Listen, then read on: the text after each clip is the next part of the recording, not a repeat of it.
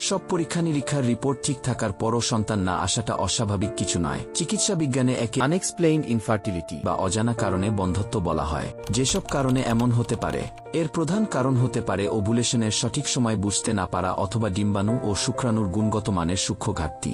এছাড়া PCOS, thyroid বা ডিম্বনালীর কার্যক্ষমতার সমস্যাও এর জন্য দায়ী হতে পারে। পাশাপাশি অতিরিক্ত মানসিক চাপ, অনিয়মিত ঘুম, অস্বাভাবিক ওজন এবং ধূমপানের মতো অনিয়ন্ত্রিত জীবনযাপন হরমোনের ভারসাম্য নষ্ট করে গর্ভধারণে বাধা সৃষ্টি করে।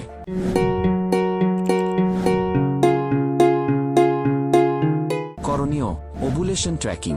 ওভুলেশন কিট ব্যবহার করে সঠিক সময় নির্ণয় করুন এবং মাসিক চক্রের 10 থেকে 18 দিনের মধ্যে নিয়মিত শারীরিক সম্পর্ক করুন।